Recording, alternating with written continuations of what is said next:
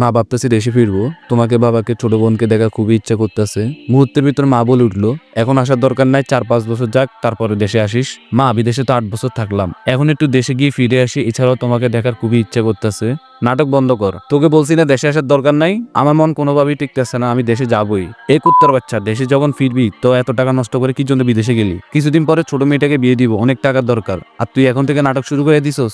ও মা প্লিজ, এবার এসে তোমাদের মুখটা দেখে যাবো। ফোনটা কেটে দিয়ে কাজ করতে যায়, এ মাসে একটু বেশি টাকা দরকার। মায়ের কথা কোনো উত্তর না দিয়ে কাজে চলে যাই। কাজ করতে গিয়ে ভুলবশত পিছিল খেয়ে 10 তলা বিল্ডিং থেকে পড়ে ওখানে মৃত্যুবরণ করে। এরপর আমার প্যান থেকে ফোনটা নিয়ে বাসায় কল দেয়। ফোনটি রিসিভ করার সাথে সাথে ওই পাশ থেকে বলে উঠলো, আবার কি জন্য কল দিছস? তোকে বললাম না এখন দেশে আসা হবে না, তুই কাজ কর। আন্টি আমি আপনার ছেলে না, আমি আপনার ছেলের বন্ধু। আপনার ছেলে বিল্ডিং থেকে পড়ে মৃত্যুবরণ করে, আর আপনার এই টাকার মেশিন এখন থেকে আর টাকা পাঠাবে না, আর কখনো বলবেও না মা দেশে ফিরবো। কথাটি শুনে মা নিস্তব্ধ হয়ে যায়, কি উত্তর দিবে ভেবে পাচ্ছে না।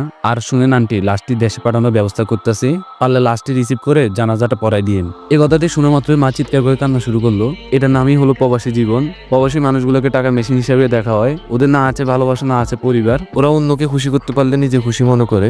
তো আজকের গল্পটি এতটুকুই ছিল।